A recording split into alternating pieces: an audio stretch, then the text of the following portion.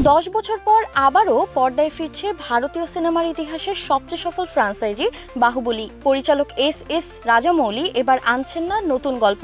Extreme মশার coil plant fibre দিয়ে তৈরি, ডেঙ্গু চিকুনগুনিয়া বাহি সহ যে কোনো মশার বিরুদ্ধে দেয় এক্সট্রিম সুরক্ষা।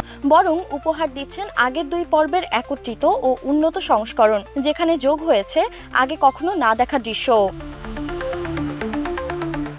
প্রযোজক শোভু ইয়ারালাগাড্ডা জানিয়েছেন, সিরিজটির 10 বছর পূর্তি উপলক্ষে তৈরি হচ্ছে এই বিশেষ সংস্করণ। এতে একসঙ্গে দেখা যাবে বাহুবলী দ্য বিগিনিং ও বাহুবলী 2 দ্য কনক্লুশন, একটানা প্রায় 3 ঘন্টা 45 মিনিটের ধারাবাহিক সিনেমা হিসেবে।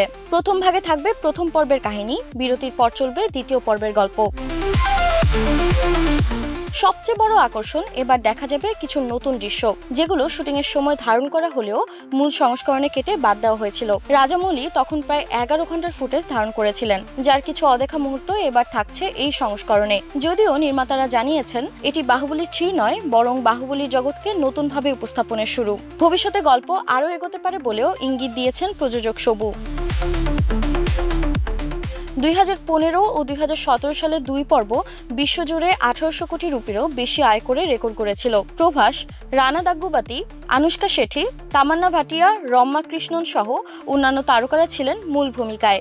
31 অক্টোবর ভারতের প্রেক্ষাগৃহে মুক্তি পেতে যাচ্ছে নতুন এই সংস্করণ। ইতোমধ্যে নেটফ্লিক্স থেকে আগের 2 পর্ব সরানো হয়েছে, যাতে দর্শকরা আবারও হলে ফিরে যান সেই চিরচেনা প্রশ্নে, কাটাপ্পা বাহুবলীকে কেন মারল।